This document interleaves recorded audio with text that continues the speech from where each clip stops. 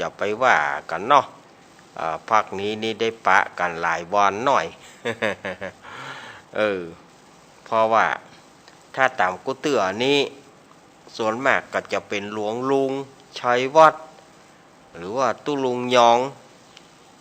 ท่านมหาสมชาติแล้วก็ครูบาอาจารย์หลายๆรูปหลายๆองค์แต่ในช่วงนี้ครูบาอาจารย์ก็ติดศาสนกิจติดภารธุระติดภารธุระกันก็อาตมาภาพก็บ่ได้ไปไหนถ้าบัด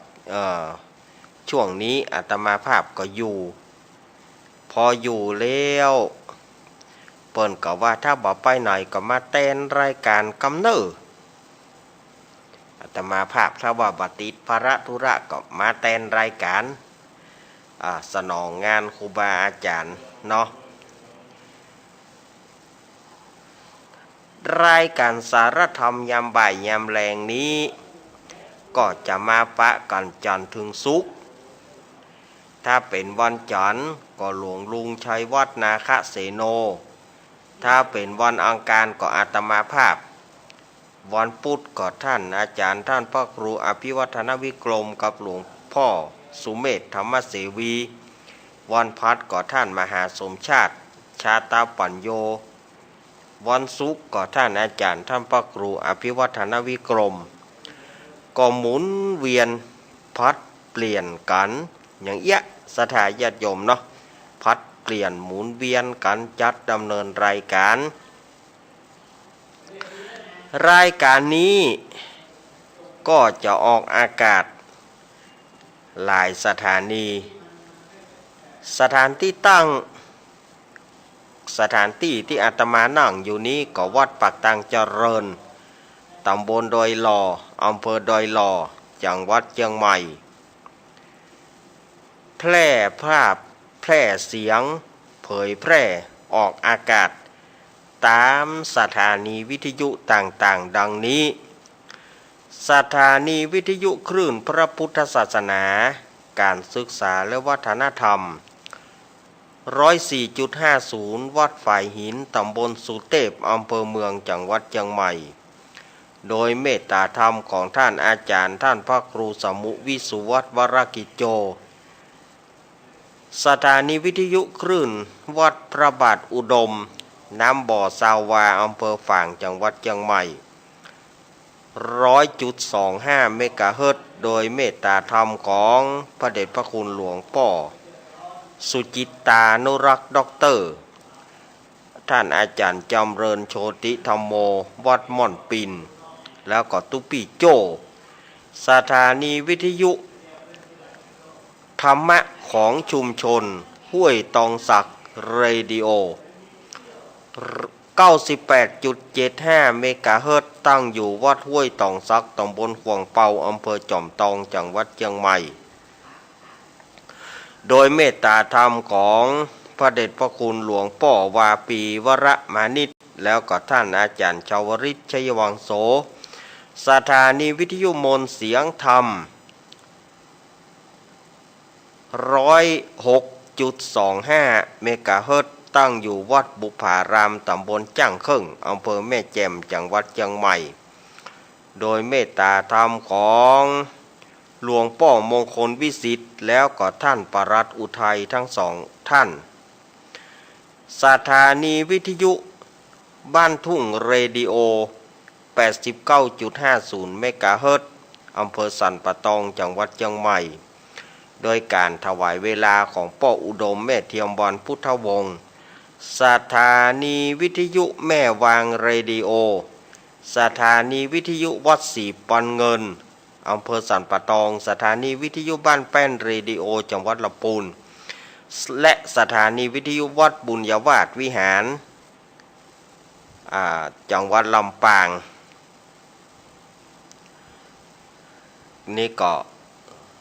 ลิงก์สัญญาณมาถึงวิทยุของศรัทธาญาติโยม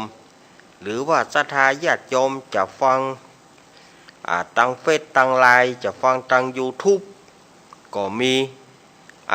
ฟังทาง YouTube ก็มี YouTube นี่สามารถย้อนหลังก็ได้ย้อนหลังก็ได้มาปะกันวันนี้เป็นวันศุกร์ที่26พฤษภาคมพุทธศักราช2566เดือนเก้าเหนือเดือนเจ็ดใต้ออกมานี่เจ็ดค่ำวันพุธนี้เป็นวันธรรมสวนะเป็นวันพระวันศีลวันพุธนี้ก็ศรัทธาญาติโยมก็จะไปลืมทำบุญตักบาตรวัดไผ่วัดมันอย่างที่ตะกี้สโลแกนถ้าว่าใกล้วันศีลเจก็จะเอาเพลงมาเปิดเพลงวันพระอย่าเว้นเพื่อว่าเตือนศรัทธาญาติโยมโอ้ใกล้วันพระแล้วเนอะ จะถึงวันพระละจะถึงละก็ศรัทธาญาติโยมก็จะได้เกียมข้าวปลาอาหารไปใส่บาตรญาติปกข้าวต้มข้าวหนมไปใส่บาตรญาติปกกันในวันพุธนี้งานต่างๆก็โอ้โหงานประเพณีงานปล่อยหลวงศรัทธาญาติโยมตอนนี้ก็ยังถือว่าซ่ากันอยู่อย่างที่ใกล้วัดอาตมาก็วัดบ้านเวียงหนองล่องวันนี้วันห้างหลวงเปิ้นวันนี้วันห้างหลวงวันขวตาลเข้าตะกี้ก็มาเมื่ออาตมามานี่ก็ยังเสียงเครื่องตึงตั้งบอกว่าบ้านไผเป็นบ้านไผ เนี่ยขาปีกไปแต่ปดเต้าอาตมาว่าขอมขวตาลแน่ มันตึงขอมขวตาลเขาแน่เนาะมันกวงขวตาลเปิ้นเข้าเนาะเพราะว่าวันนี้เป็นวันห้างหลวง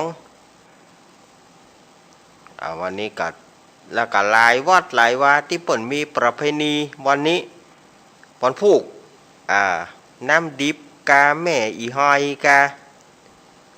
หลายๆวัดหลายๆว่าเนอะวันพุธนี้นะเปิ้นจะมีประเพณีส่งน้ำถาดกาอย่างกาช่วงเดือนเก้าเดือนแปดกินเตาเดือนเก้ากินเฮ็ดทอบ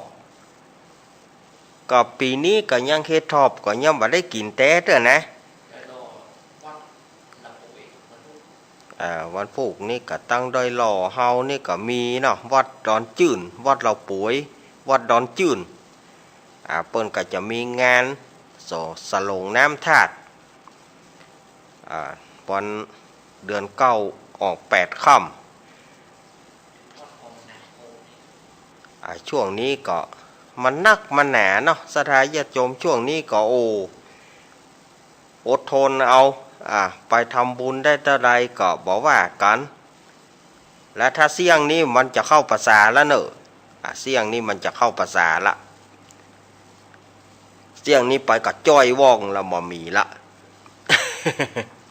อย่างที่อาตมาว่านะพ่อค้าแม่ค้าขายของดาม่วนดีบอกว่าจะเป็นหมูสไลเดอร์หมูพ่อค้าลูกโป่งพ่อค้าแม่ค้าลูกโป่งก็ยังว่านั่นเนอะปดแก้มปออึ่งตึงแก้มก้อยอึ่งตึงเพราะอย่าเขาเจ็บแก้มเขาปึงลูกโป่งเขาขายลูกโป่งถ้าคำตอนปึงแล้วปึงแถมเนาะแก้มจะพอปูดผู้ลูก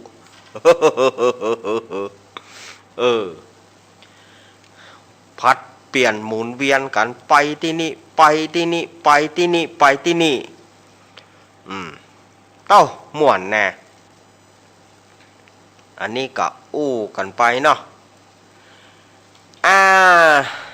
วันเสาร์แน่นี่ก็เป็นวันสำคัญแห่งพุทธศาสนาเฮา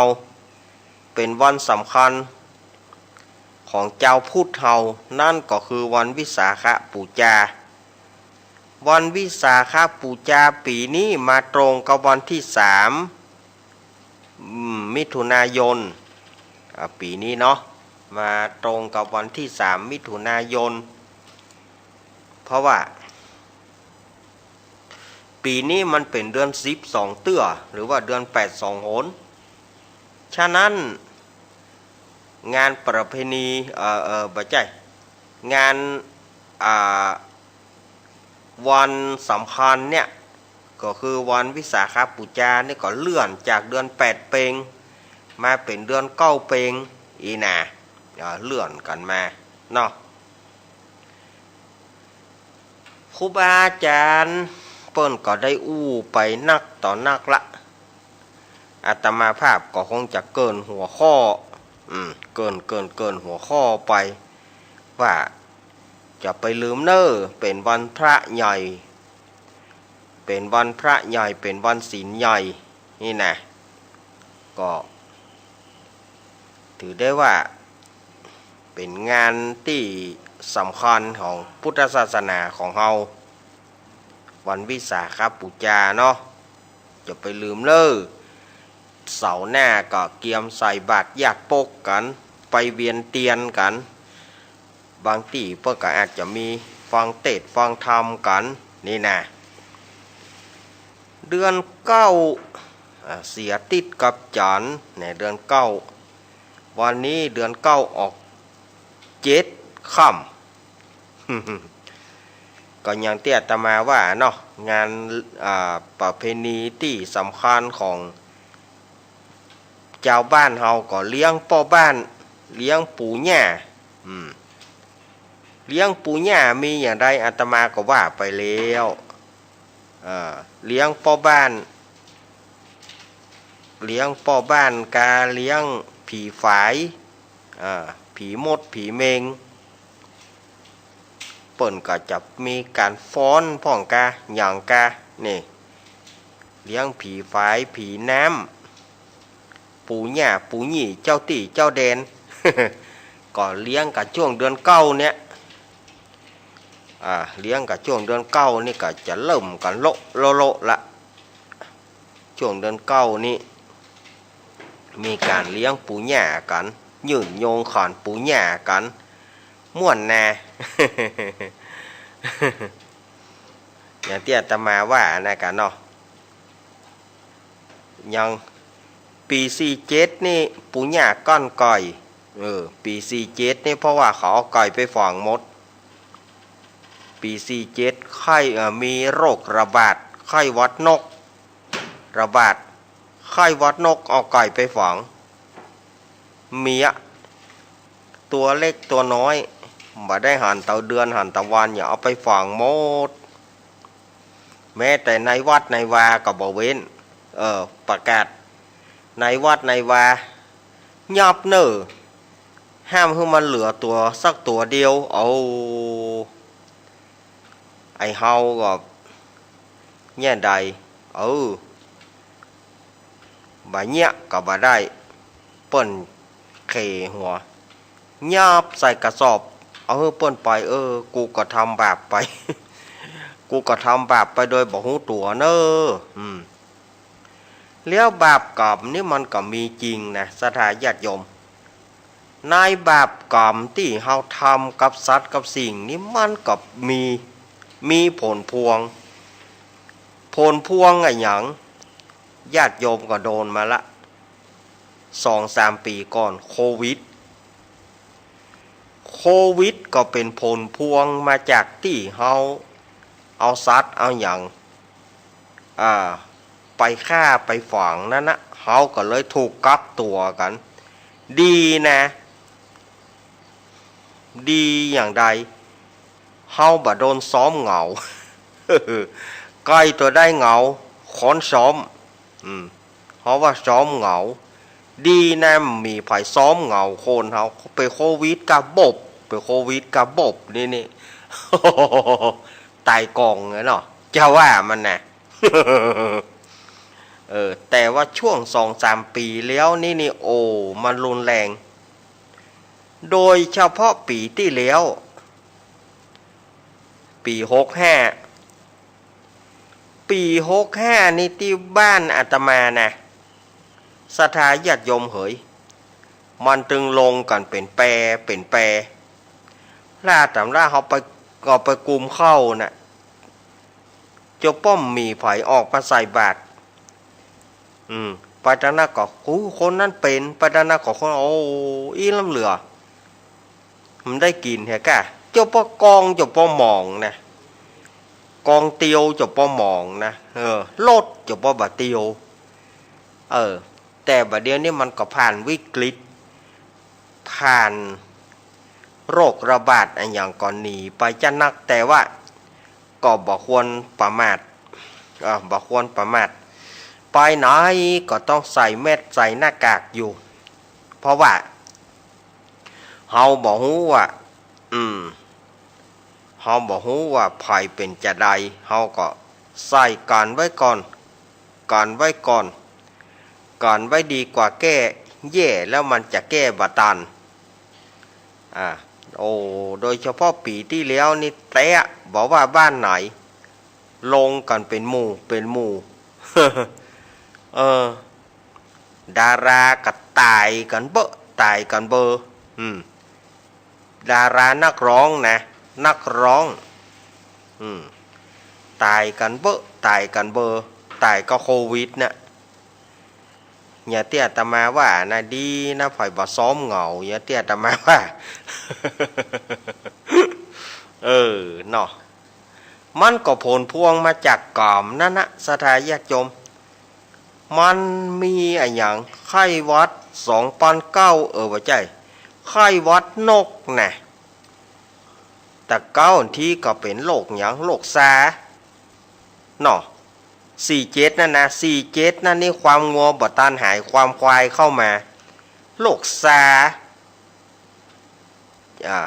จากโรคซาก็มาโดนไข้หวัดนก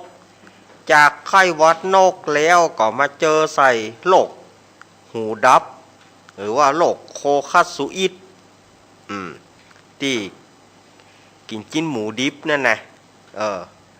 โรคโคคัสซูอิดแล้วก็มาเจอไข้หวัด2009ดูมันเจอกันหลายแขนงในประเทศไทยเฮาทั่วโลกเนี่ยมันโดนมรสุมอย่างต่างๆนี่นะไข้หวัด2009ที่รุนแรงที่สุดก็คือโควิด19แล้วก็อยู่เมินเนี่ยนะโควิดนี่นะอยู่เมินขนาดตั้งแต่63ถึง65ดู63ถึง65อยู่เมินขนาดไปทางใดก็ไป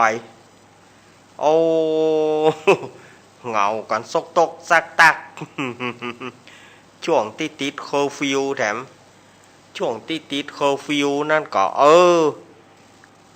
ว่าพระสงฆ์องค์เจ้าบ่ได้มาจัดรายการเนี้ย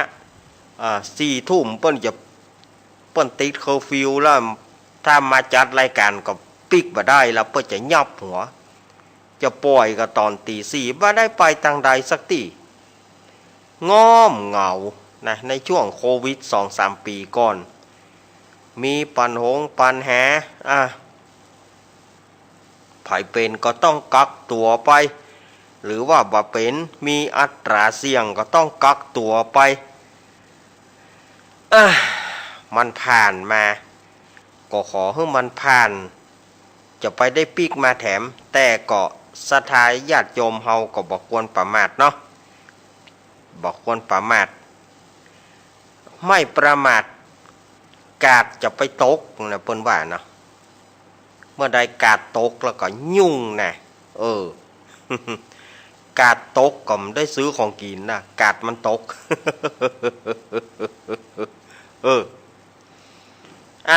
ว่าเล่นกันเอาม่วนบ่ได้เนื้อศรัทธาญาติโยม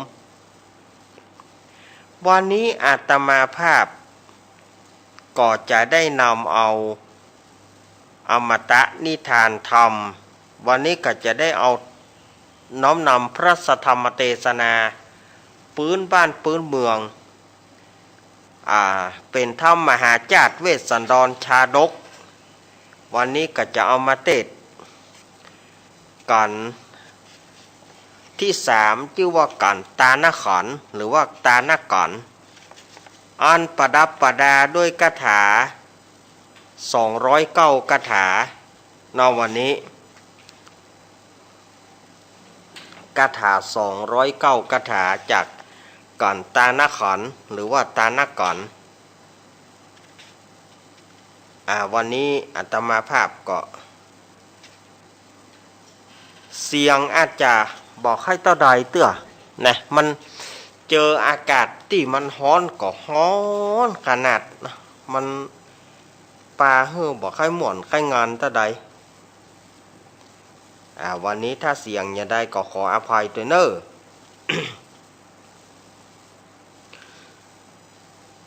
นะโมตัสสะภะคะวะโตอะระหะโตสัมมาสัมพุทธัสสะสาธะโวฟังราโสตุจะแนสาปุริสะตั้งหลายตั้งยิ่งใจมวลหมู่อันเข้ามานั่งอยู่อารามจิเตียนตามตูบไตเพื่อน้อมไว้ฟังธรรมจงดาจำติดต่ออย่าขาดข้อบทใดให้ฟังรำดับไปแต่ตนติดสืบส้นตัวไปบัดนี้แดเตอบัดนี้หมายมีศรัทธาตั้งหลายตั้งยิ่งใจมวลหมู่ก็ได้ปากันสรงคงควายตกแต่งพร้อมนำแม่ยังจะโตปัจจัยไตยตานมวลฝูงนี้เพื่อจะมาปูจาพระสัทธรรมมาเตสนานิมนต์ตนตัวอาตมาภาพมาเป็นองค์เตสนาในกาลวันนี้เพื่อจักมาอุทิศนาบุญส่วนกุศลม้วนฝูงนี้ไปหายังปิตามารดาพ่อแม่ตั้งเท่าแก่สัมพันธวงศาญาติกาญาติมิตรพี่น้องที่ได้ร่วงรับดับขันไปขอพระนาบุญส่วนกุศลมวลฝูงนี้จงไปรอดไปถึงยังเขาเจ้าตั้งหลายแล้วก็ขอเอาจิตดวงวิญญาณเอาตนเอาตัวขึ้นสู่สวงสวรรค์จันทร์ฟ้าบุญสมปานแก่นกาได้ถึงอมตะมหาเนราปานเวียงเกี่ยวปูนแดดเตอเอาละเนาะศรัทธาญาติโยมต่างหลายอาตมาภาพก็ได้ใส่ระบำทำนองเป็นที่เรียบร้อยก็จะได้เล่าถึงเรื่องของธรรมกันที่สามของมหาจารย์เวสสันดรชาดกคือกันตานขันหรือว่าตานกันอันประดับประดาคาถาได้209คาถาสำหรับธรรมผูกนี้เป็นชะตาของผู้ที่เกิดปีเสือผู้ใดเปิ่งเสือเอาธรรมผูกนี้เป็นธรรมชะตาปีเกิดเนิ่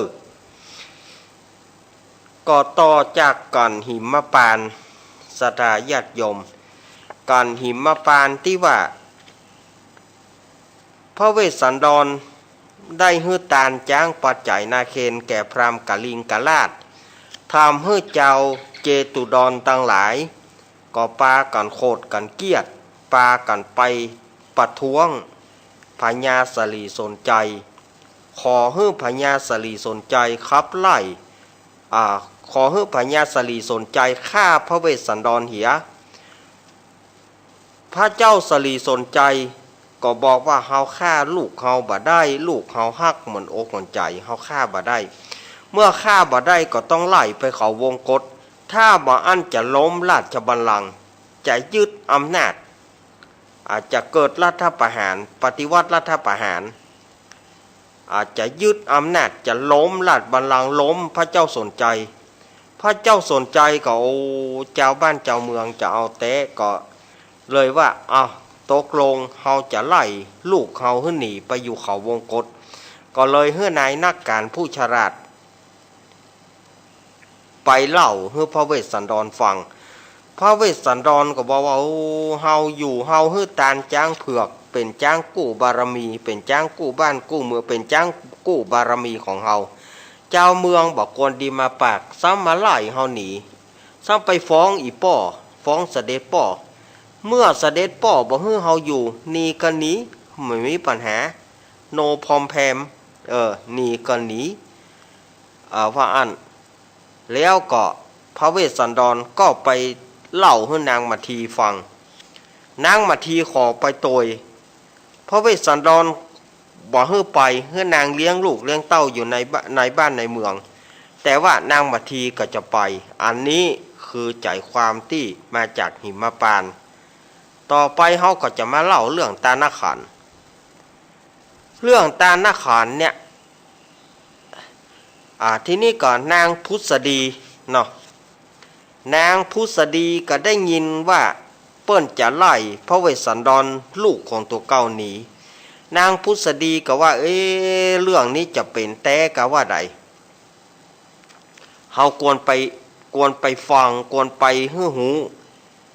นางก็ไปด้วยสีวิกายคำนะไปอยู่หน้าประตูห้องของพระเวสสันดรกับนางมัททีพระเวสสันดรกับนางมัททีอู้กันนางพุทธดีก็หูแล้วนางพุทธดีก็โหวัตโพอวยน้อกูจะเนี่ยจะได้กินยาปิดให้มันเสี่ยงจัดไปดีกะการบ่อันก็จะแขวนคอการบ่อันก็จะกระโดดลงปราสาทราชมนเทียนนี้ลูกเฮาฮื้อตานจ้างเผือกเจ้าบ้านเจ้าเมืองกับบาอนุโมทนาเมื่อบาอนุโมทนาแล้วก็ยังขับลูกเขาหนีโอ้ยอย่างใดอีนางพุทธดีก็ให้แล้วให้แถมเป็นลมเป็นลมหมู่นางสนมกำนันหันนางพุทธดีเป็นลมแทนที่จะหายาหอมยาอมยาดมยาหม่องเอามาให้นางพุทธดีก็กลับว่าไปเป็นลมด้วยกันเนี่ยเต้าไปด้วยกัน เต้าไปด้วยกันเป็นแปรอย่างต้นไม้โดนลมสถาญาติโยมต้นไม้โดนลมมันโก้นนะเนาะที่นี่นางพุทธดีได้สติมาแล้วก็ไปเฝ้าพระเจ้าสนใจบอกว่าข้าเจ้าปี่เฮ้ยเจ้าปี่นี่นะไปฟังคำสอนสอดเจ้าบ้านเจ้าเมืองเนี่ยหยังเจ้าบ้านเจ้าเมืองเขาบอกจะมาเลี้ยงเสด็จปี่ลูกเขาเนี่ยยามเมื่อเสด็จปี่เท่าแก่แลโมนมาเจ้าเมืองเขาบอกจะเลี้ยงก็มีลูกด้านนะเนี่ยหยังเสด็จปี่จะต้องไล่ลูกไล่เต้าเฮาหนีขอเสด็จปี่นะแถมหน่อยนะจะเหมือนราชหงส์ปีกฮักเนอบ่มีไผ่พ่อไผ่ก้อยคอนบ่มีเฮ็ดเป็ดบ่มีไข่เนอขอเจ้าปี่จะไปไล่ลูกเฮาเตอะพระเจ้าสนใจก็บอกว่าพุทธดีเฮ้ยอันการที่จะไล่ลูกนี่นะบาใจว่าเป็นแก่ใจของเฮาแต่ว่าเพื่อความสงบสุขของเจ้าบ้านเจ้าเมืองถ้าเฮาบ่ไล่ลูกเฮาหนีเขาก็จะมาล้มราชบัลลังก์เฮาจะมายึดอำนาจจะมาเกิดปฏิวัติรัฐประหารอย่างใดก็ขอให้ลูกเขาไปอยู่แพะอยู่ป่าเป็นเตื้อเป็นว่างก่อนเตอะ นางพุทธดีก็ขอเจ้าปี่กึดฮือดีนะเพคะกึดฮือดีนะถ้าไปหน้าไปตาเจ้าปี่ไล่ลูกเขาหนีเท่าแก่แหล่ลายแล้วผ่ายอย่ามาพอเล่าขอเจ้าปี่พิจารณาดีก่อนเตอะพุทธดีเหยคำว่ากษัตริย์ตรัสแล้วย่อมบ่คืนกรรม เฮาได้ว่าได้ไล่ลูกเฮาหนีก็จำเป็นที่จะต้องให้ลูกเฮาหนีไปก่อนเรื่องอื่นก้อยไว้ภายหลังนางอย่าห้ามใจเฮาเตอะนางพุทธดีก็ให้เมื่อขอบ่ได้ก็ให้หนีปิกมาปราสาทราชมนเทียนยามนั้นพาเวสสันดรก็ลูกเจ้ามาเนาะลูกเจ้ามาก็อาบองค์สลงเกตเก้าคำว่าอาบองค์สลงเกตเก้าเนี่ยคนเฒ่าคนแก่เฮาหรือว่าหลายๆท่านก็คงบอกฮู้ว่าอันอย่างคืออาบองค์สลงเกตเก้าก็คืออาบน้ำสระผมนะกันเนาะอาบน้ำสระผมหรออาบน้ำสระผมอย่างดีอย่างงามเข้าเครื่องเต้าเสวยเข้าน้ำโภชนะอาหารอันมีรสหลายประการน้ำพริกพ่องลาบพ่องแกงอ้อมพ่องนี่นะเขาไปถวายพระเวสสันดรพระเวสสันดรกินน้อยเดียวเสวยน้อยเดียวแล้วก็ว่าถึงเวลาที่จะฮื้อตานอย่างละ700ก็เลยบอกขึ้นเสนาอามาตย์ตั้งหลายว่าหมู่เสนาอามาตย์ตั้งหลายจะไปไล่ยาจกจะไปด่ายาจกเน้อขอให้เขาได้อิ่มด้วยข้าวน้ำโภชนาอาหารให้เขาได้กินเขาต้องการอันใดก็เอาให้เขาตามที่เขาบัญชามาเนี่ยยามนั้นหมู่ยาจกตั้งหลายเทวดาบันดาลหัวใจเขาก็เข้ามาฮับตานกันทึดๆปากันมาฮับตานปากันมาขอฮับตานจากพญาเวสสันดรพญาเวสสันดรจะตานครั้งใหญ่เป็นเตื้อสุดท้าย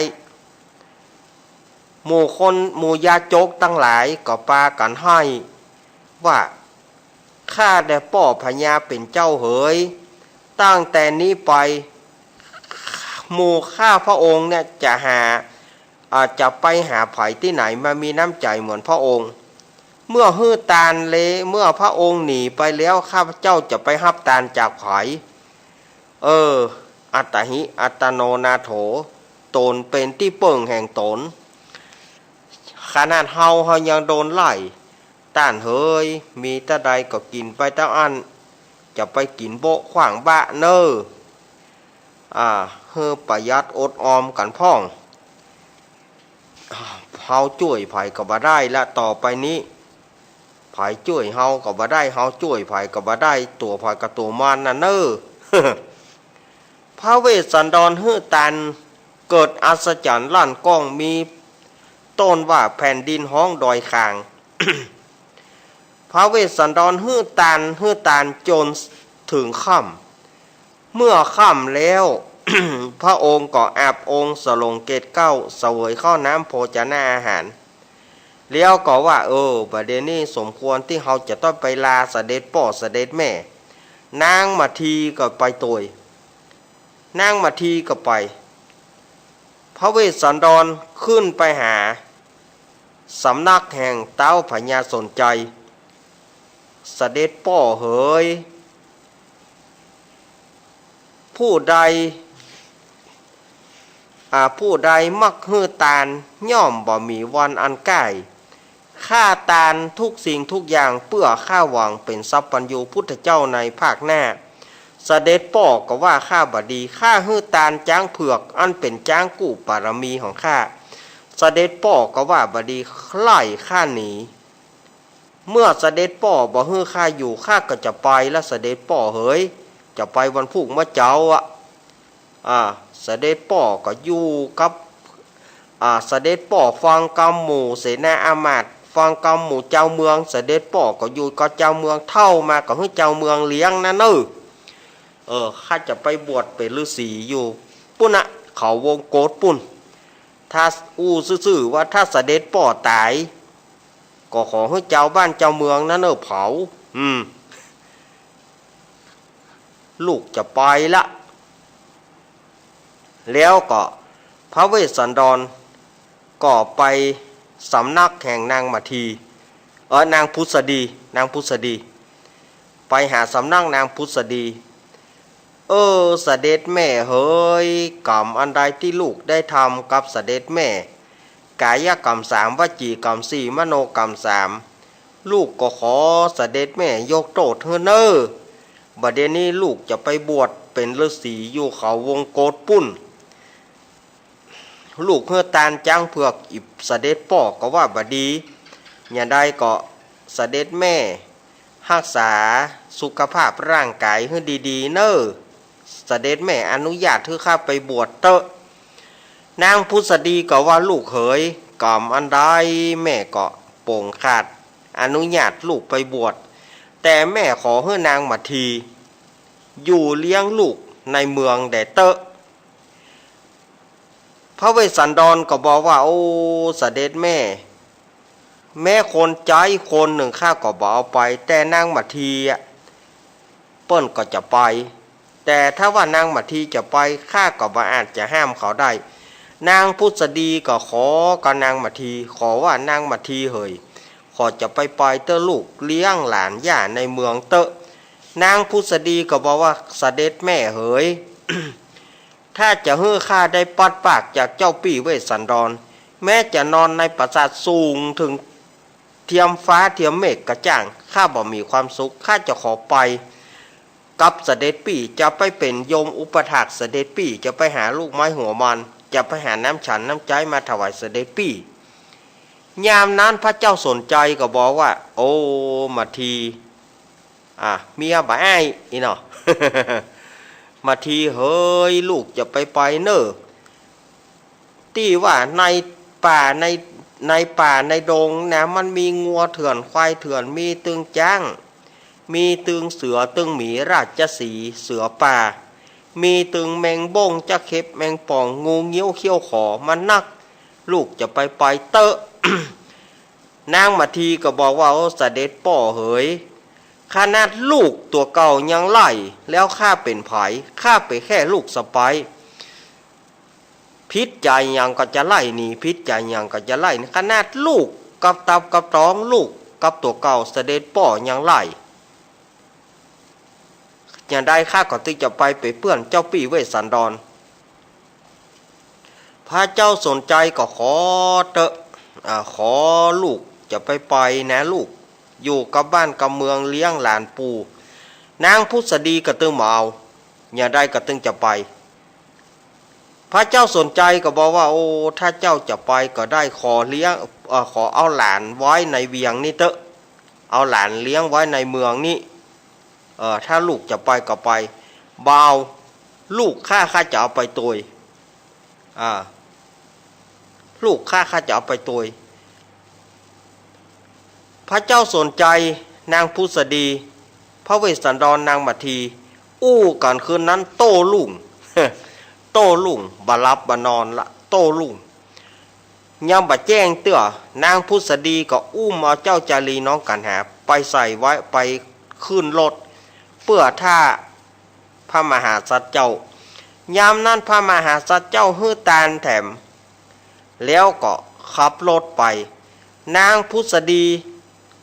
ก็สั่งให้คนเอาเพชรเอาทองเอาแก้วแหวนแสนสิงเต็มลำล้อ100 ลำล้อ100 เล่มเกวียนเฮ้อพระเวสสันดรโปรยตาลพระเวสสันดรโปรยตาลไปอาศจรรย์ลั่นก้องแผ่นดินห้องดอยคางฟ้าลั่นฟ้าผ่าฟ้าเพียโอ้หมู่ยาจกตั้งหลายกับป้ากันให้ฮือฮาพระเวสสันดรก็ลาก่อนเท่าแก่ตายายเฮ้ยเฮามีกรรมเฮาขอไปใจนี่ใจกรรมไปอยู่เขาวงกฏกิรีคนตั้งหลายตีบจงรักภักดีพระเวสสันดรให้แต่คนที่บัดจงรักภักดีต่อพระเวสสันดรไปเหียได้ก็ดีไปอันยามนั้นพระเวสสันดรก็ขับรถออกไปขับรถออกไปก็โปรยตาลไปจนเสี่ยงแล้วก็หมู่เสนามาดเอาล้อเป่าปิกไปพระเวสสันดร4 กษัตริย์ก็พากันออกไป เมื่อสี่กษัตริย์ปากันออกไปพระเวสสันดรขับรถไปก็บอกให้นางมาทีเหยเจ้าจงดูปราสาทเตอะเขาจะจากภาคปราสาทราชมนเทียนแล้วยามนั้นหัวรถเหมือนดูมีจิตมีใจอ้ายเฮือนางมาทีพอเมื่อนางมาทีพอปราสาทราชมนเทียนไปที่เรียบร้อยรถก็อ้ายคืนพระเวสสันดรก็ขับรถออกไปแตรน พระเวสสันดรขับรถไปพอขับรถไปยามนั้นก็พระเวสสันดรก็บอกว่ามาทีถ้าหากว่ามียาจกมาฮื้อบอกปี่คำเนอยามนั้นก็มีพราหมณ์4 คนมีพราหมณ์4 คนโล่นมาเดี๋ยวก่อนพระเวสสันดรจอดก่อนจอดจ้า พระเวสสันดรจอดเนี่ยอย่างโอ้ว่าดีว่าแต่ข้าขอม้านี่มาขอม้า4 ตัวพระเวสสันดรก็ฮื้อม้าเป็นตาลไปยามนั้นหัวรถย่ำบ่ลงดินยามนั้นก็มีเตวบุตร4 ตนเนรมิตเป็นละมั่ง4 ตัวมาลากรถไปพระเวสสันดรก็บอกโอ้มาทีบาเดียวเนี่ยละมั่ง4 ตัวมีกำลังดังแม้กว่ามาลากรถเข้าไปยามนั้นยังมีพราหมณ์คนหนึ่งนะยังมีพราหมณ์คนหนึ่งโล่นตัวมาแถม โล่นตัวพระเวสสันดรจอดก่อนพระเวสสันดรจอดก่อนจอดจ้าพระเวสสันดรเบรกวัดเฮ็ดหยังละไปเจ๊กะ พระเวสสันดรนี่เป็นลาวกะเฮ็ดหยังละพระเวสสันดรถามว่าโอ้มีอย่างกะบาเดียวนี่นะข้าขอรถนี่มาพระเวสสันดรก็จอดรถเฮือนางมาทีกับลูกลงแล้วพระเวสสันดรก็ฮืดรถตานแก่พราหมณ์คนนั้นไปพราหมณ์คนนั้นที่จะขอบคุณเพื่อก็บอกขอบคุณขับรถป่นไปทันทีทันใดว่าโอ้ยามนั้นพระเวสสันดรก็ว่าโอ้หนทางนี่มันก็กีดหนทางนี่น้อยเดียวก็เลยบอกให้นางมาทีว่าเฮาจะอุ้มเจ้าจารีนางมาทีอุ้มน้องกันหาซี่กษัตริย์เกาะปากันเดินทางไปสู่หิมพานต์ไปสู่ป่าหิมพานต์อันนี้ก็คือทำตานาขันก็จบลงโดยตะอี้อาตมาภาพก็ขออนุโมทนากับศรัทธาญาติโยมที่ได้ปูจากันเตศทำมหาจาตุเวสสันดรชาดกกันตานาขันนี้ก็ขอให้ท่านทั้งหลายประสบแต่ความสุขความเจริญมุ่งมาตรปรารถนาสิ่งไหนขอสมความมาตรปรารถนาจุเยื่องจุปการเนอเตสนาปริโยสานิก็มีด้วยประการดังกล่าวมานี้แหละนะ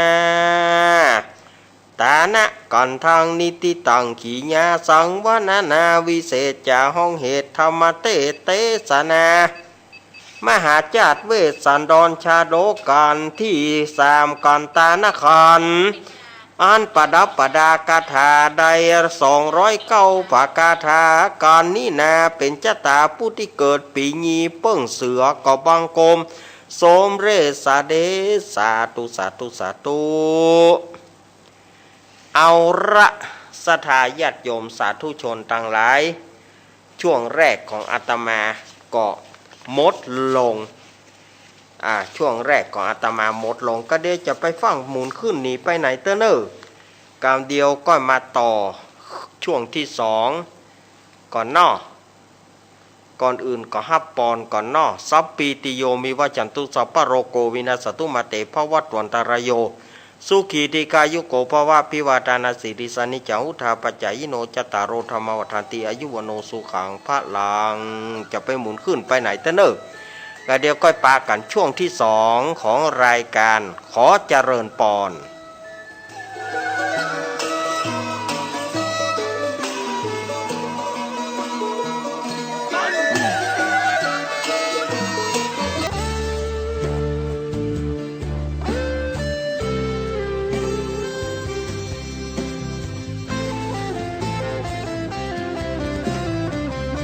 เจ้ามามือเปล่าจะเอาอะไร เมื่อตอนเจ้าไปเจ้าก็ไปมือเปล่าเช่นกัน ชื่อเสียงหยดลาบหากเอาไปไม่ได้สักอัน แล้วใหญ่ยื้อแย่งแข่งขันก็ป่วยกันฆ่าฟันตัดรอน เงินทองตามส่งแค่โรงพยาบาล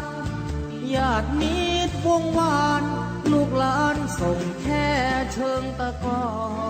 นจะมีใครเล่าอยู่กับเรานอนเฝ้ากองพรวางดอกไม้จันทร์แล้วจรกลับไปนอนบ้านใครบ้านมัน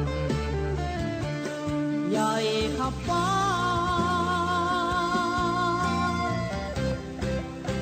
แต่ยังเล็กกว่าฟ้าลงตึกโตโอทงสุดท้ายนอนลงเหมือนกันไปไม่กลับหลับไม่ตื่นฟื้นไม่มีวันชีวิตหลังความตายนั้นนรกสวรรค์ยังรอบาปบุญดีชั่วติดตัวเมื่อตายเงินทองมากมายคนเอาไปไม่ได้หรอกนอร่างนอนแน่นิ่งไม่ไหวติ่งเหมือนดังต้นตอตราสังมัดแขนผู้คอไฟไม่หงิกงอเป็นเท่าวีพง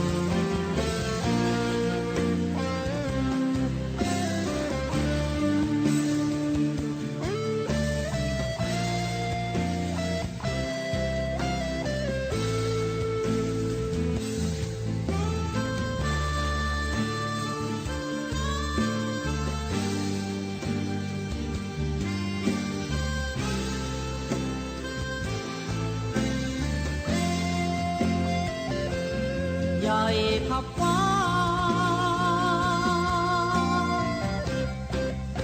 แต่ยังเล็กกว่าฟ้าลงตึกโตโอทงสุดท้ายนอนลงเหมือนกัน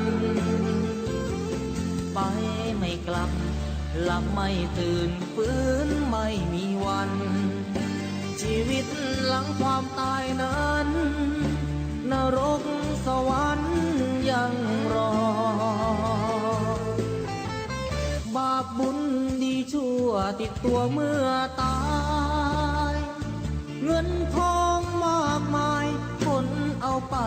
ไม่ได้หรอกนอร่างนอนแน่นิ่งไม่ไหวติ่งเหมือนดังต้นตอตราสังมัดแขนผู้คอไฟไม่หงิกงอเป็นเท่าหุยผง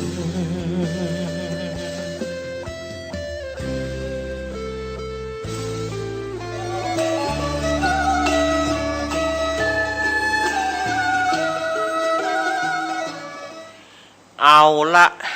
สถาญาติโยมสาธุชนคนดีเฮาทุกท่านมาถึงช่วงที่2ของรายการสารธรรมยามบ่ายยามแรงประจำวันนี้วันศุกร์ที่26พฤษภาคมพุทธศักราช2566ก็เหลือเวลาแถม4 วันก็จะเสี่ยงเดือนพฤษภาคมแล้วก็น่าจะเป็นช่วงของมิถุนา เนาะมิถุนาอย่างต่างๆก็จะเริ่มมีการมีงานเนาะฉะนั้นก็วันนี้อาตมาภาพก็มาตกมาแตนเปิ่นก็เลยนำเอาสาระต่างๆมามาจากศรัทธาญาติโยมก่อนอื่นนั้นก็วันที่15อีกกันเนาะวันที่15กรกฎาคมก็แห่มเดือนปลายที่เขาจะมีการหล่อเตียนจำนำพรรษาที่วัดตงโป่งจังหวัดลำปางเนาะวัดของท่านอาจารย์ท่านพระมหาสมชาติชาตปัญโยวันที่15กรกฎาคมนี้ประกอบตั้งครูบาอาจารย์พวกก็จะไปหล่อเตียนจำนำพรรษา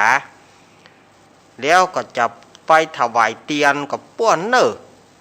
13กรกฎาคม13 สิงหา13 สิงหาคมเพื่อจะไปถวายเตียนที่วัดพระบาทอุดมน้ำบ่อสาวานี่ก็ศรัทธาญาติโยมก็นี่บอกเกินกันไว้ล่วงหน้าเนาะเกินกันไว้ล่วงหน้าว่าการงานมันก็มีอยู่เนาะการงานอย่างที่อาตมาว่าหลังจากที่เขาเข้าพรรษาแล้วก็ยังจะมีการถวายเตียนจำนำพรรษาถวายเตียนแล้วงานตานต้นเงินตานสังตานสันหลักตานเข้าล้นบาทเนี่ยมันก็มีประเพณีแต่ละปีแต่ละฤดูกาลก็จะเข้ามาเมื่อออกพรรษาแล้วก็จะมีจุลกฐินตานผ้ากฐินอันนี้ก็จะไปช่วงของกฐินจากช่วงของกฐินก็ไปช่วงของการตั้งธรรมเดือนยี่เปงตั้งธรรมหลวงประจำปีการอย่างการมันก็มีงานต่างๆที่มันนักมันหนาอยู่การงานเนาะนี่ก็แจ้งกับศรัทธาญาติโยมเป็นระยะก่อนว่างานอย่างพ่องงานอย่างพ่องนี่นะเนาะนี่ก็แจ้งกับศรัทธาญาติโยมสาธุชนคนดีเฮาทุกท่านได้รับรู้ว่าการงานช่วงนี้ก็หนาแน่นแต่ละปีบางที่ก็เอาปอยหลวง บางที่ก็เอาปอยหลวงบางที่ก็บ่เอาเตื้อตานเถาะ บางที่ก็ตานเถาะไปก่อนจะปอยหลวงแต่ก็บ่ตานเตื้อตานเถาะคนเฒ่าคนแก่เพื่อได้กินได้ตานก่อนพ่องก็เอาปอยหลวงพ่องก็เขาได้ปอยหลวงวัดมันง่ายดีบ่ต้องได้เปลืองอย่างละไปกินกับวัดหั่นเก็บ3 ปอนดนตรีกับนายหั่นนะลำวงกับนายหั่นนะมวยกับนายหั่นนะ อันนี้ถ้าอู้ถึงปอยหลวงวัดนะแห่กาอีเกกาก็มีนายหั่นนะของกินของว่ามากินในวัดเพะปะเลอะ มันบ่เปลืองที่บ้านมันบ่เปลืองถ้าเอาปอยหลวงบ้านนี่มันบ่ได้หารวัดจะก้อยอย่างได้กระจ่างเถอะมันถึงบ่ได้หารเพราะว่าจะละแขกเปิ้นก็บ่ได้แขกเปิ้นมาจะหนีให้ปล่อยวัดก็ไปบ่ได้เพราะว่าเปิ้นมีบ้านขำบ้านได้ยินเสียงอีเกก็ขึ้นมาพออีเกก็บ่ได้ขึ้นมาพอซอก็บ่ได้ ถึงอิดนักแกนะเนาะอันนี้ก็เกินกับศรัทธาญาติโยมเนาะว่ากันงานนี่นะมันแต่ละงานนี่มันตึงอิดนะศรัทธาญาติโยมเนาะเอาละวันนี้อาตมาภาพก็เอาละครมาเล่นตัวเนอะวันนี้นะเอาละครมาเล่นตัว ทีมงานของไอ้ก้อนทองเนอะทีมงานของไอ้ก้อนเปิ้นจะเล่นเรื่องอย่างมากันรูปๆละ อ่า ไอ้ทอดของก้อนโบ ลุงอ้ายเขาก็มาวันนี้นะคณะแต่ลุงอ้ายเปิ้นว่าบ่เอาชื่อลุงเนอะจะไปเอาชื่ออีป้อออกเนอะอีป้อเท่าแก่แหล่ลายละอีป้อเกษียณตัวเก่าละบ่ไหวละอีลุงอ้ายว่า ลุงไอ้โบอ่ะ ก็เลยมาถึงที่นี่เนาะก็ทีมงานของไอ้ก้อนก็แล้วกันเนาะลูกบ่าวพี่หนานก้อนไอ้เนาะหนานก้อนเนาะ ที่หนังก้อนโบอ่ะ อ่ะเอาเลยพี่แหนนยกเวทีนี่เฮ้อสวัสดีครับคุณผู้ฟังที่เคารพมาแล้วเนอะมาแล้ว สวัสดีครับไอ้ก้อนโบครับ ทีมงานของกับผมเนาะกับผมไอ้แหนนก้อนมาแล้วครับวันนี้จะมาเล่นละครวิทยุเป็นละครประกอบเพลงเรื่องสาวรถเก๋ง ว่าเป็นจะได้หาจะเล่นละครเรื่องสาวรถเก๋งมันมีที่มาที่ไปอย่างใดก็เชิญคุณผู้ฟังได้รับฟังละครเท่ากันเนาะสาวรถเก๋งนะอันนี้ก็เป็นประสบการณ์ของผมเองละสมัยเป็นบ่าวเนาะเอาปิกมาเล่าให้ฟังหน่อยโอ้คุณผู้ฟังเปิ้นว่าเนาะคนเฮานี่เฮามีรถถีบขี่รถถีบไปทางใดนะสาวก็ย่องบ่พอมีคนบ่พอบ่กอยเห็ดกำแล้วเพราะว่าหันไปรถถีบสุแม่คุณผู้ฟังเตอะมาตวงก็ย่อมเฮาเนาะมันถ้าจะจองรถถีบแน่ฮันมาแหมละ มาแถมละโอ้อย่างใดเนี่ยกระดิ่งบะดังฟังบ่ม่วนหูอีเนาะพอ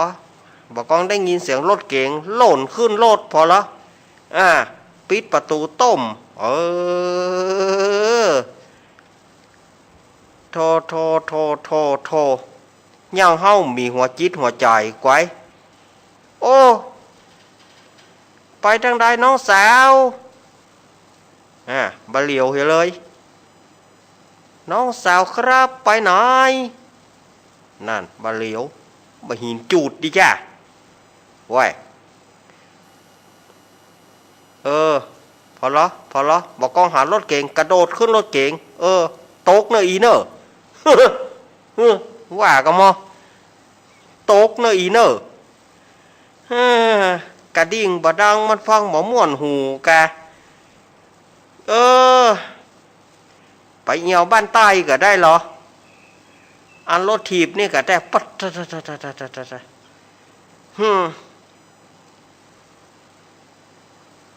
โอ้แม่ก็บ่เฮาพอละไม่อย่างได้ไปล่ำไปเหลือน้องสาวรับละดับโกมเห็นล่ะ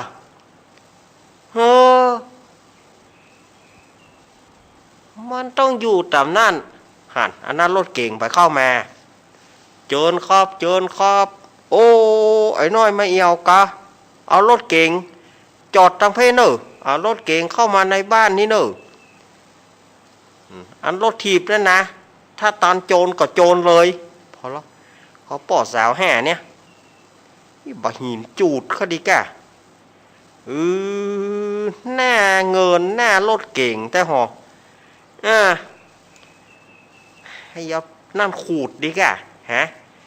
เอาบะหินขูดคาด เอาเป็นหอยสว่างไว้ดีกะ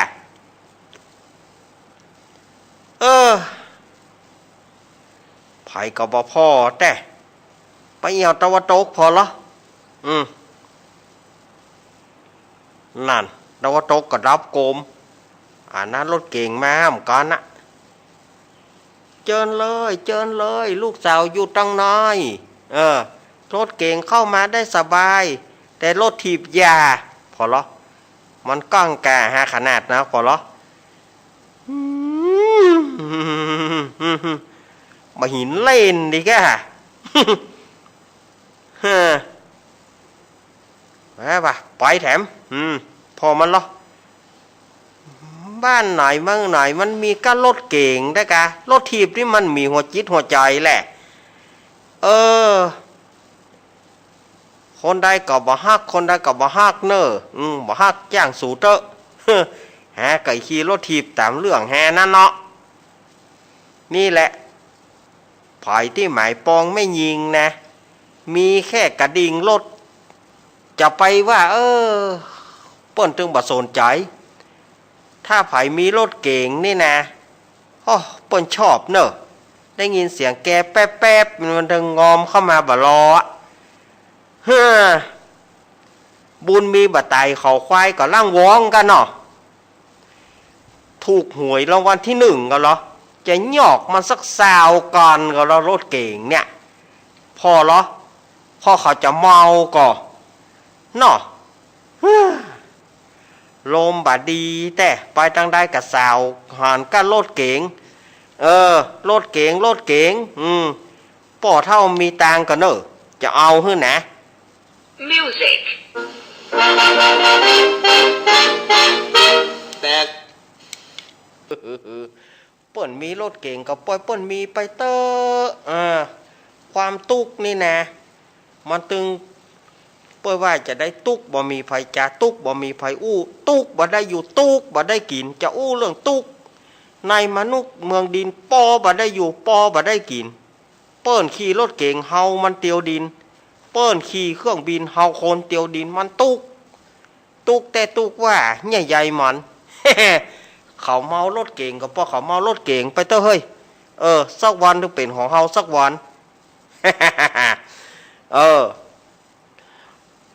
ละครก็จบลงไป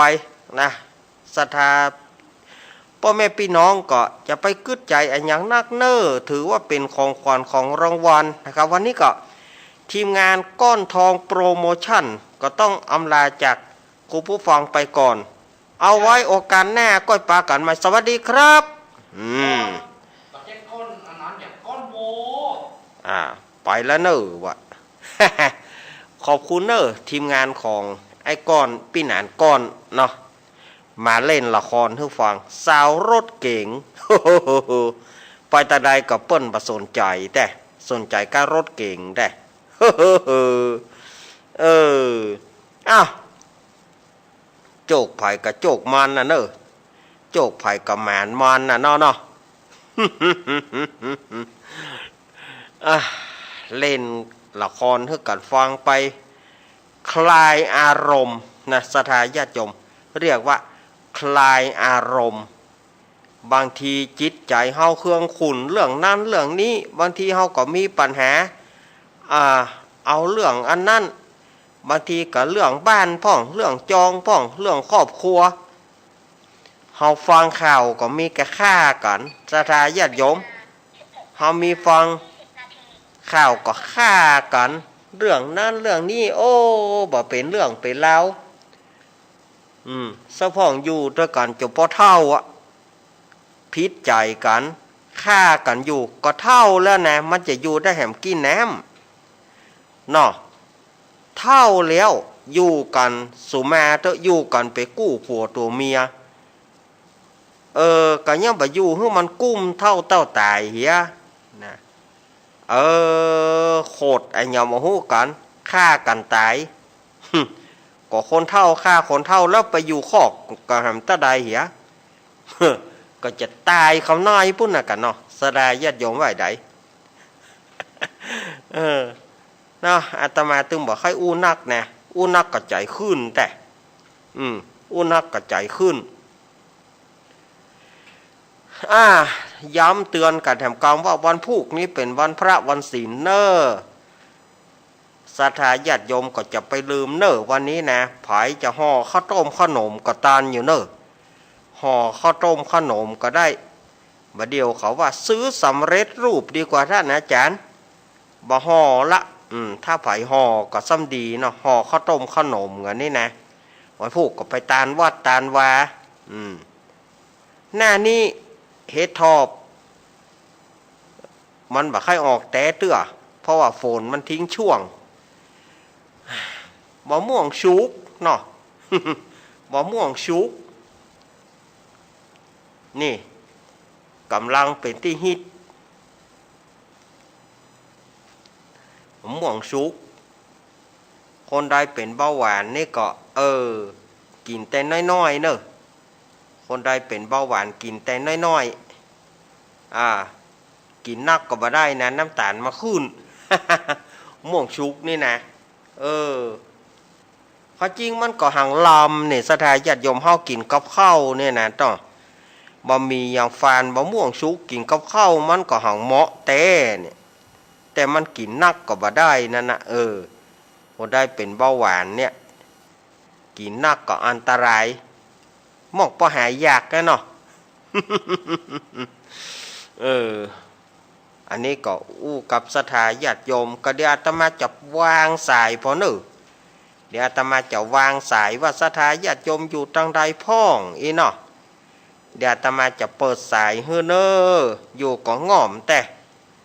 อู้ไปก็เปิดสายก็คงจะพอดีละ4 โมงจะเกิงแล้วเนี่ย4 โมงจะเกิงละเดี๋ยวอาตมาจะวางสายเฮ้อเนอ0892140135ก็ได้อาตมาวางสายเฮ้อเนอ0892140135ศรัทธาญาติโยมอยู่ที่ไหนวันนี้มีงานที่ไหนพ้องอย่างลูกที่ไหนมานี่ข้อความ เดี๋ยวกันเนอะจะเริญปอนแม่มะริวันพี่เคาะงานเหรอเจ้าแม่มาริวันพี่เคาะงานบ้านขายนอกมาแล้วเนอมาแล้วมาฟังแล้วฟังตั้งแต่เจ้าแล้วฟังละครก็ฟังละเนาะทำก็ฟังละเป็นกำลังใจเนอะเขายินดีอีแม่เนอะเจ้าแม่มาริวันพี่เคราะห์งาน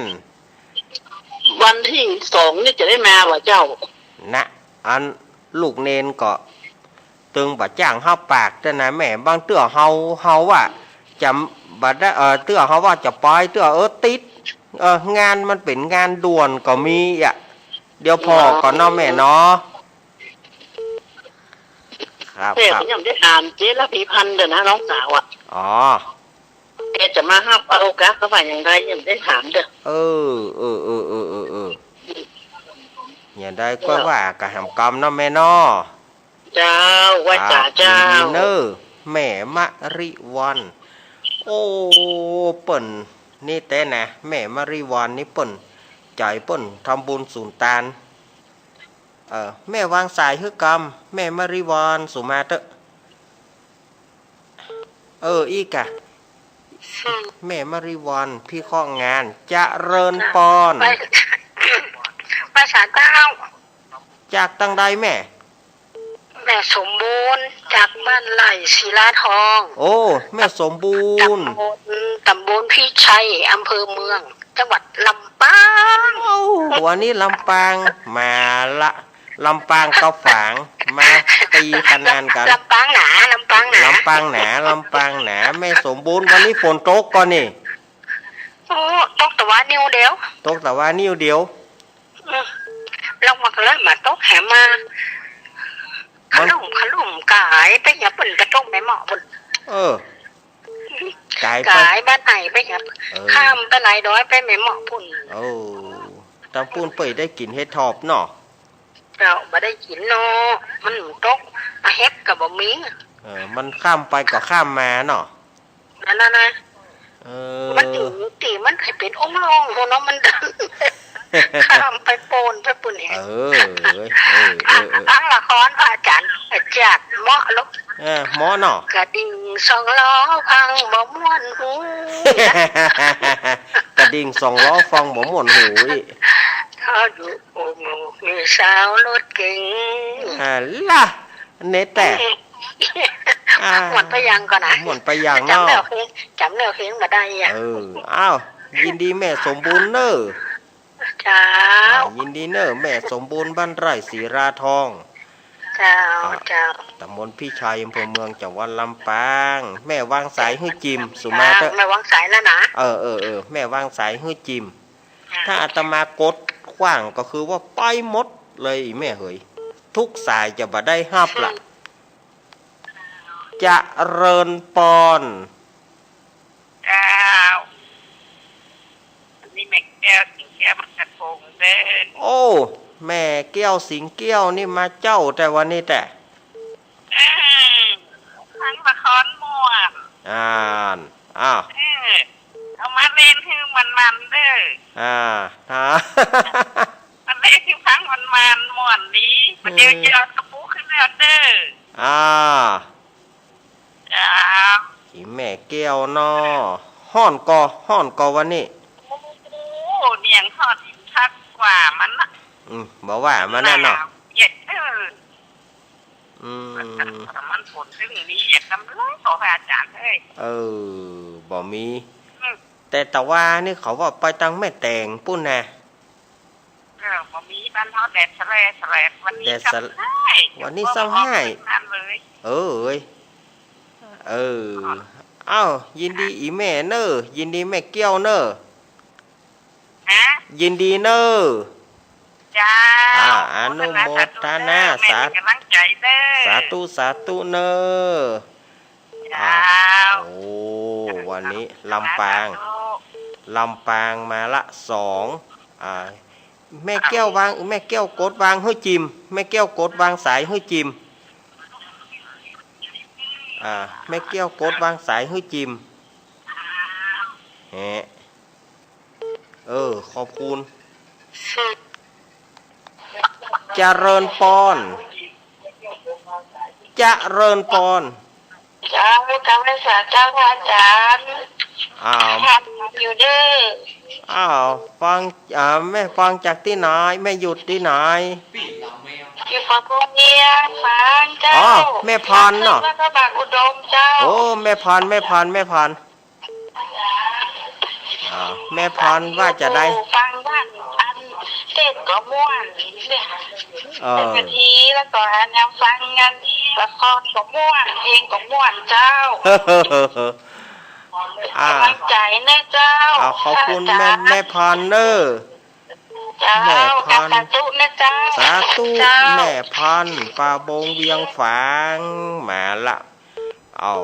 ฝางก็ลำปางเนอะลำปางไทยชนะนี่เจริญปอนติดแล้วมาจะจ่าลุงเงิน ยายพรร้องงัวแดง งงแล้ว ยายพรว่าจะได้ยายพร เล่นดอก แม่นเลี้ยว งงแล้ว แม่นเลี้ยวยายพร ว่าอยากไปดูกูก็ฟังกันเดียวห้องแง่ห้องข้าเสีย โอ้เลยลมเยอะใหญ่แล้วคนก็โต๊ะอย่า ฝนก็ตกเถียเลยปีเถียนั่นหมดท่าเลย nói mà đi nghe thì tiếng lượng chốt ra một chốt nha ông Phan à ba thế ta này lông như vậy à บ่เอากลัวเนาะบ่เอากลัวเนาะ nào cái gì tiền lên à นะกะ nói nè chưa có chết phát tiếng lượng อนุโมทนายายพร ครับขอบคุณยายพรเนอะยายพรร้องงัวแดงสันกำแพงเจียงใหม่เจริญปอน ภาษาได้เลยนักเพลงคนสู้ชีวิตมา แม่ เลย เป็นคนสู้ชีวิตมาแล้ว เจ้า ชัดเจนเด้อที่ทานวันเด้แต่รถเก่งเด้ ไปทางใดก็ได้ ก็หัวตัวเน็ตนั่งก็หัวตัวนี้ ไปทางใดก็ได้ เจ้าบางทีไปก่อย รถถีบไปไกล โยนรถทีไปเลยอย่างไรเนาะ หุไปไกล กำลังจ่ายเนอะ ยินดีแม่เพน เจ้าเดินทางปลอดภัยตึงเจียด้วยเนอะ ครับ แม่เพนแม่เพนคนสู้ชีวิตมาละบอกไปเอี่ยวไปหลวงก็ลืมถามแม่เพนอ้าวฝ่ายจะโทรเข้ามา089 2140135โทรเข้ามาได้เลยเนอะสายว่างแล้วนะว่างแล้ว089 2140135เจริญปอน ใครนะ อันนี้แม่บัวคอย แม่บัวขายรันโทงหัวจ้างตำบลพระบาทลำปางเจออ๋อม่วนดี ม่วนดี สาวรถเก่งยังมีสาวรถถีบเด้อ แน่สาวรถถีบเนาะ สาวรถถีบ นะ ประมาณนะรถถีบมาจังน้ำปางเฮ้ เนาะเลี้ยวอกเลี้ยวใจบ่ ที่แม่นั่งใครหัวอยู่นี่คนเดียว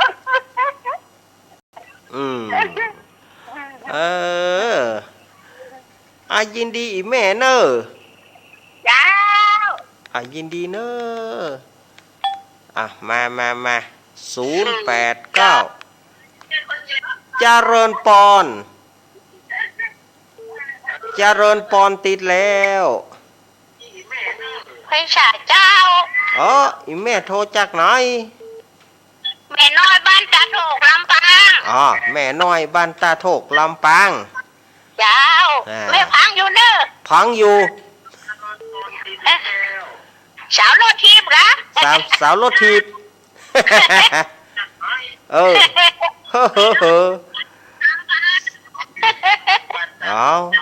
เป็นกำลังใจเนอะยินดีเนอะอีแม่เหยอีแม่ฟังจังงันเนี่ยอีแม่ฟังจังโทรศัพท์เอาเจริญปอนกับไว้ชาบารมีธรรมท่านเจ้ามาละน้องเบี้ยววันนี้ฟังอยู่เด้อฟังท่านเจ้า2 ชั่วโมงเลยขอบคุณนั่งวันนี้อันขอคือท่านเจ้าได้เป็นท่านสมณเณรได้ทุกปีได้มีสุขภาพแข็งแรงแล้วก็เป็นโรคโพโรคไซมาวรพระพุทธศาสนาได้120 ปีนะครับเอาบุญมันว่าเดินน้องเบี้ยวเนาะครับขอบคุณครับผมครับขอบคุณน้องเบี้ยวเนาะเจริญปอนไหว้ศาลเจ้าพระอาจารย์แม่ที่สมัยทั้งแม่ทั้งตัดลำปางเลยเจ้าลำปางเหมือนกันเนาะแม่พี่สมัยเจ้าแม่ฟังตั้งแต่3 โมงเลยเจ้าฟังตั้งแต่3 โมงเจ้าวันดีสาวรถทีบเจ้าสาวรถทีบนั่นเนาะเจ้าเด็กรถทีบนั่นน่ะเด็กรถทีบนั่นแหละเนาะเจ้ากำลังใจเลยแม่เป็นกำลังใจเนาะยินดีเนอะแม่ยินดีเนอะเนาะเอามาเล่นกันไปบ่ได้ญาติโยมจะไปถือไปตือกันเนอะจะไปลูกเนนตัวนี้มันเป็นอย่างไปเอาอย่างหุมาบะโลกกกากก็ถ้าเอาคิดไปนักมันก็ทำให้บ่สบายใจเฮาบ่ต้องคิดอย่างนักละศรัทธาญาติโยมถือว่าเป็นของฝากของขวัญกันแล้วกันเนาะเป็นของฝากของขวัญกระตึกที่หั่นน่ะศรัทธาญาติโยมเนาะบ่ถ้าไปกึดอย่างนักเจริญปอน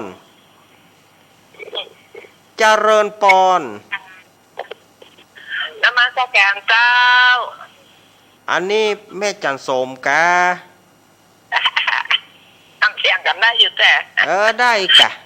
แม่จันโสมเฮา เจ้า เนี่ย โอ้กำลังใจเนอะสาวรถทีน้ำมันแต่เลย สาวรถถีบนั่นเนาะ เจ้าฟังอยู่เนอะเจ้า ครับ ที่ตอนนี้หลับได้โทรมานี่ก็ฟังตลอดละ เอาฟังเปิ้นม่อนดีเนาะนี่ละ ฟังเปิ้นม่วนดี เจ้า แม่จันโสม ให้กำลังใจเนอะเจ้า ยินดีเนอะแม่จันโสม เจ้านมัสการเจ้า ครับ แม่จันโสมมณีจักเน่หลังการแม่สาวแม่อายมาละชัยประการบ่มาเตื้อชัยประการบ่มาเตื้อฝางนี่ป่าบงเวียงฝางแม่พรมาละชัยปากแม่อายมาละแล้วก็แม่มาริวรพี่ข้องานมาละฝางแม่อายแต่ชัยประการมาเตื้อ แม่บัวพัดกุลันให้ไปไหนบอกกล้วยกาสุกละกา แม่บัวพัดกุลันบอกกล้วยกาสุกละกาเนาะปีนี้มหูจะได้กินก็49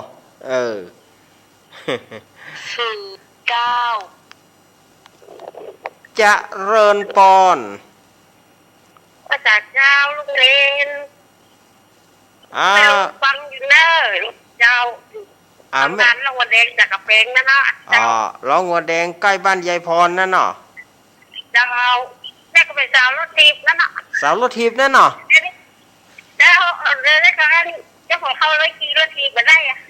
รถไฟฟ้าเอากะรถไฟฟ้าเอา ลูกเลยซื้อรถไฟฟ้ามาให้หัวแม่ไปอยู่เดียวเนี่ย นั่นนะรถไฟฟ้านั่นนะแน่ดี เจ้ารถดับรอบไฟฟ้าเนี่ยลูกมันซื้อไว้ขี่รถทีบมาได้อ่ะ รถถีบมาได้แล้วเนาะรถไฟฟ้าดีกว่า เจ้าร ถไฟฟ้าดีกว่าเนาะแม่เนาะ เจ้ารถโอเคน่ะแล้วรถไฟฟ้ามันมาได้จะแน่ขึ้นแล้วเนาะ นะ เปิดกุญแจมันก็ไปได้เลยเนาะ พวกกระแจกับไปแล้วขึ้นแล้วเนาะ เจ้า นักแกนเหมือนกันเนาะ ให้ก็ฟังว่าแม่รักสาวรถทีบรถเก๋งนะ ยินดีอีแม่เนอะเจ้าแม่เปิ้นอยู่ร้องงัวแดงใกล้ๆบ้านยายพรนั่นนะเขาแล้วปล่อยหลวงก็ม่วนดีเหมือนกันนะบ้านยายพรนะเปิ้นร่มรื่นดีแต่ว่าคราวแล้วนี่ปล่อยแล้วเฮามันติดงานมันปล่อยได้บ่เหมือนเจริญปอน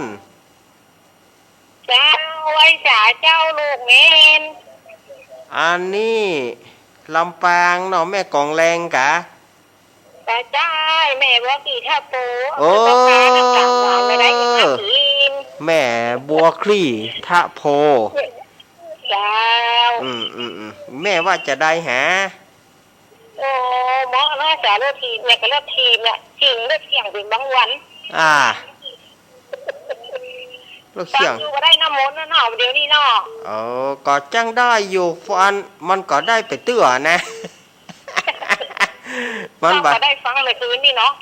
มัน ติดตามมาตลอดเลยลูกเมนแต่ไม่ได้โทร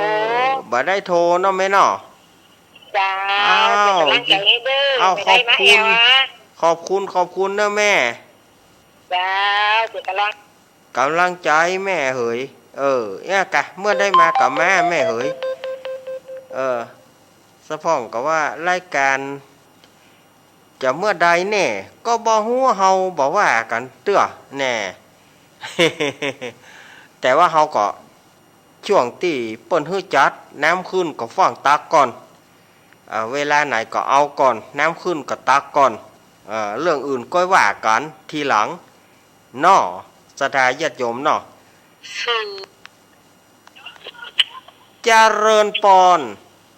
เจ้ากับไม่แสเจ้า โยมปี่โยมปี่เฮามาละ ปไปหลวงครับ เจ๊สวัสดีนะครับไม่ได้เจอกันเช่นมนเนาะ ครับไปหลวง ไปตะวาแล้วลูก ไปตะวาเนาะ เจ้าไปตะวาแล้วเจ้า วันนี้ก็เลยบอกไปเจ้า วันนี้บ่ได้ไปเนาะ ค่ะหวังว่าเอาม่วนดินนะเจ้า ครับ เจ้าให้กำลังใจดีเจด้วยเนอะ ครับ เจ้ากลับไว้จ้ะ ดี เจ้า เนอน่ะโยมปี่อันนี้ บ้านเราเมียวนี่เหล่าเมียวเนี่ยกับเปิ้นมาละโยมปี่ของเฮาศรัทธาญาติโยมก็โทรเข้ามาเนออยู่จุดไหนมองใดโทรเข้ามาได้ 0892140135อาตมาภาพก็มาดำเนินรายการเล่นกันไปพ้องแตะกันไปพ้อง แต่ส่วนมากเนี่ยอาตมาจะบ่มีกำแตะเป็นกำเล่นกันไปนัก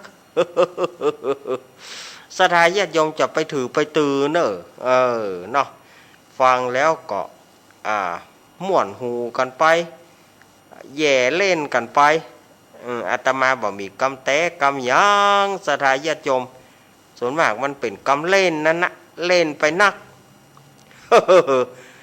มีอยู่กอแหมีกระโทรเข้ามาเนอ0892140135เอาว่างละเนอ ว่างละก็สัปดาห์ส่งเสริมพุทธศาสนาเนาะวันวิสาขบูชาก็ใกล้เข้ามาราชทายาทโยมก็เข้ามาการงานเนาะโอ้เสาร์หน้าเดือนเก้าเปงนี่สำนักเนอะประเพณีนี่นะบอกว่าจะเป็นวัดพระธาตุสลีจอมตองพระธาตุวัดห้วยปันจ้อยโดหลายวัดนะอาตมาก็พารณาบ่หมดเนาะแต่ละวัดแต่ละวาเปิ้นก็มีงานที่เปิ้นเลี้ยวก็สบายใจที่เปิ้นยังบ่เลี้ยวเตือนี่โอ้ เหนื่อยเลยเนอะที่ว่าเปิ้นบ่เลี้ยวเตือนี่นะที่เปิ้นเลี้ยวแล้วก็หายใจสบายโอ่งโล่งโซ่นะเปิ้นสบายใจละเปิ้นเลี้ยวละที่เปิ้นบ่เลี้ยวเตือนี่โอ้ยอยากให้ฮือถึงก็อยากให้ฮือถึงใจหนึ่งก็เต้นตึกตักใจหนึ่งก็ให้ฮือถึงใจหนึ่งก็เลี้ยวเหีย มันมีงานขำอกขำใจนี่มันถึงอิดหน่อยนะยิ่งอย่างปอยหลวงซ้ำหายปอยหลวงอันใดก็ดีแปลงบ้านก็ดีซ่อมดีต่อดีเติมถ้างานประเพณีเฮาก็ยังแควนหน่อยแต่ก็ต้องวาดนะเนอะเหนื่อยต้องวาดนะเนอะเหนื่อยต้องวาดนั่นนะ9 4เจริญปอนไว้สาเจ้าโรงเรียนเจ้าเอาจากทางใดแม่โยมแม่อยู่ตำบลบางเนินอำเภอเมทะจังหวัดลำปางเจ้าโอ้แม่ทะเนาะเจ้าชื่อเทียนแก้วดอกยางเจ้าแม่ว่าจะได้หาสาวรถทีบจันมวนเจ้าลูกเมนเดี๋ยวแม่ถังเจ้ามาแล้วเจ้าสาวรถทีบนั่นเนาะเจ้ายุ่งแต่สาวรถทีบนี่นะเจ้าเป็นกำลังใจลูกเมนเด้อยินดีอีแม่เนอเจ้ายินดีนั่งเนอโดดปุ๊บของเจ้าลูกเมนยินดีเนอเจ้าไว้สาเจ้าแม่เปิ้นก็เนาะมากันหลายท่านแต่ว่าที่แน่ๆลำปางนี่มาอย่างนักเนอะลำปางนี่ปากันมานักเทวดาลายโตนขนาดเทวบุตรมีน้องเบี้ยวตนเดียว เทวดานอกนั้นเทวดาทั้งนั้น เนาะไผก็ได้โทรเข้ามาเตอะญาติโยมอาตมาต้อนรับอยู่เสมออันนี้เขาว่าเล่นกันบ่ได้ว่าเล่นกันเอาเปิงเอาม่วนกับบ่ได้ไผจะโทรมาตันอยู่เนอะ0892140135โทรเข้ามาหาอาตมาเนาะโทรเข้ามามาจ๋า สะพ่องก็อีแม่อู้บาจ้างนะขออีแม่ไปกำลังใจลูกเน้นเนี่ยมันก็สบายใจแล้วล่ะ วันนั้นญาติโยมเปิ้นก็โทรมาหาอาตมาเนาะท่านพระครูจะไปยกอย่างอ่านลูกเนนหลานเนนก็พอละเนาะจะไปท่านพระครูบุญบารมีเฮาบ่ถึงขนาดนั้นแม่เหยบุญเฮาบ่ถึงขนาดนั้นเฮาบ่ได้เป็นเอาหมอกลูกหมอกหลานก็พอละ มันบ่เหมาะขี้โคกจะขึ้นหัวขี้โคกจะกินหัวแม่เหยเนาะขี้โคกจะกินหัวมีก็แหวันนี้อย่างบ่ให้กืนแต่กี้นี่กืนแน่แต่กี้นี่พูดโถเหลือแมงมันจะออกหูกันแน่ เดี๋ยวนี้อย่างบ่ออกละหู เล่นอีแม่บ่ได้เนอะเจริญปอนติดแล้วปิดวิทยุก่อนแกฟังทางฟังทางโทรศัพท์เอาแม่โทรจากไหนอ้าวฮัลโหลโทรจากไหนป้อลำปางครับลำปางครับป้อยังฟังละครนี่มาขาดไปตอนนึงเด้อขาดกะขาดตอนที่ว่าไอ้สาวรถเก๋งแต่งงานกับผัวปั้นน่ะแล้วพอดีว่าเมียหลวงวันลูกเทพมาตามหาผัวว่าจะเปิดเพลงว่าเมียหลวงคล้องปืนยินดีเนอะมัน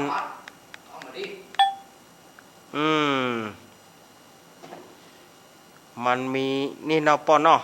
ของอีอันนี้เฮาแต่งบทขึ้นมาเฮาบ่ได้เอาบทตายตัว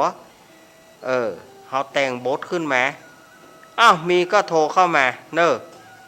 0892140135โทรเข้ามาเจริญปอน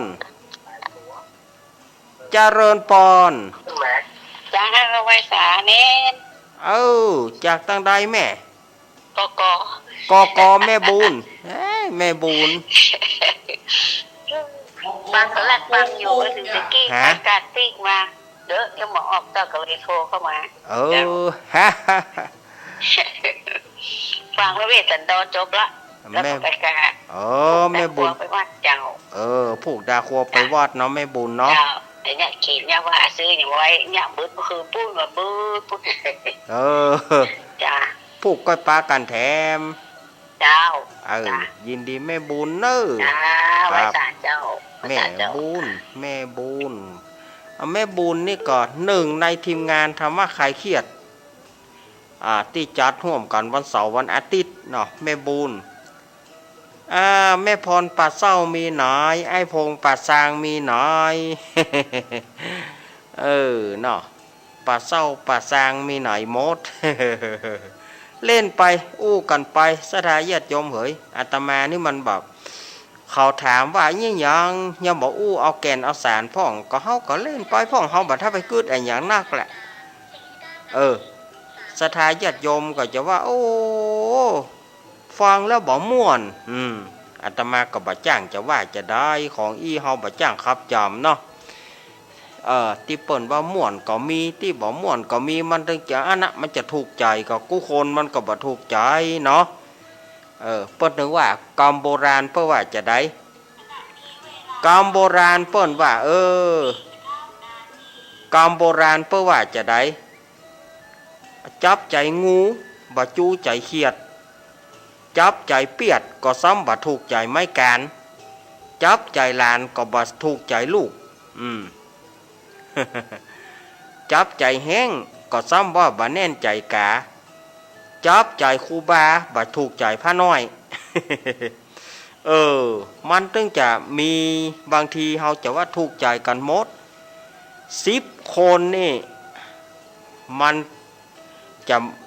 บ่ตอบตรงกับ10 คนน่ะ อย่างเขาก็เขาไปเอี่ยวหาคนไข้นี่เนาะสถาญาติโยมไปเอี่ยวหาคนไข้นี่นะสมมติว่าไปด้วยกัน10 คนเนี่ยไปด้วยกันลำรถนี่นะเขาลองถามแต่ละคนต่อตอบประเมินกันรู้เขาพ่องเอาหันเข้ากำมือเลยจับมืออู้ได้เจ็บเนี่ยเขาไปถามบางคนได้อย่างได้กระตัวมือดุกดิก บางคนก็บอกว่าโป้โทบอกกองหานแล้วหล่อเขาใส่เฮาเลยเนี่ยก็มันบัดสบายเนี่ยมันติดเตียงแล้วมันไปหล่อเขาใส่ได้ใดเขาลองถามต่อคนที่ไปเอี่ยวหาคนไข้นะแต่อย่างเมื่อป่ออาตมานี่อาตมาบัดได้ไปอาตมาว่าขอให้บอกซื่อๆเนอะเปิ้นบาดีก็บอกว่าบาดีไปเลยถ้าเปิ้นดีก็บอกว่าเปิ้นดีจะไปจุกันอาตมาจะเอาอย่างเอี้ยขอให้บอกซื่อๆจะไปจุ สมัยนั้นอันนี้เขาอู้กันว่าบางคนนี่ไปเอี่ยวหาคนไข้เนี่ยแล้วเขาลักติ๊กกัน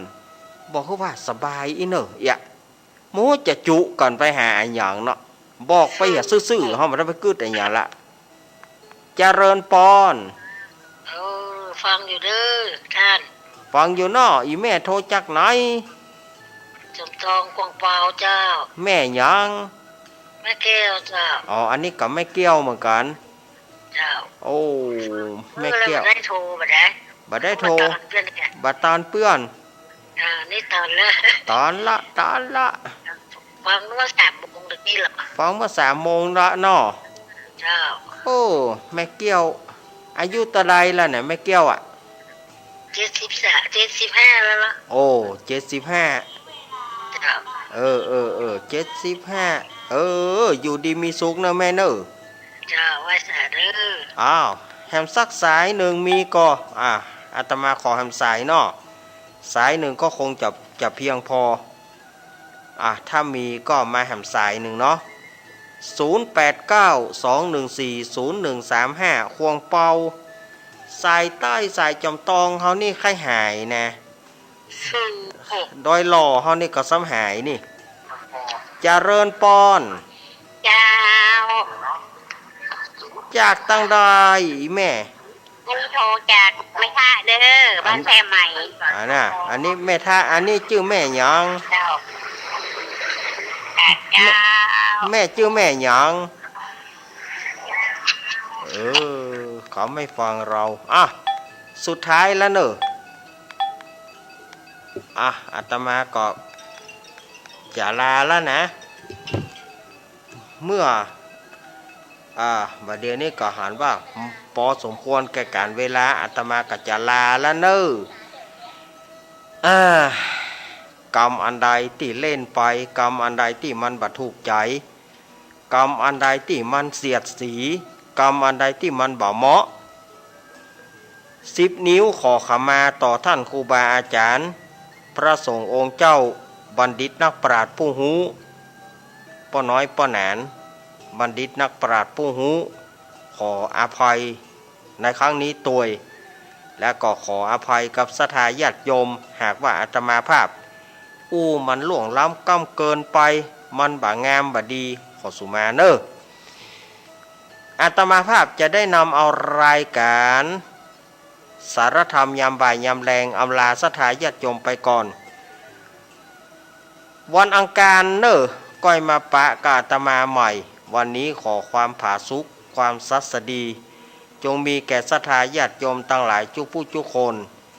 อภิวาทานาสีริสนิจังวุธาปัจจายโนจัตตารโอธรรมาวัฏันติอายุวันโนสุขังพระลัง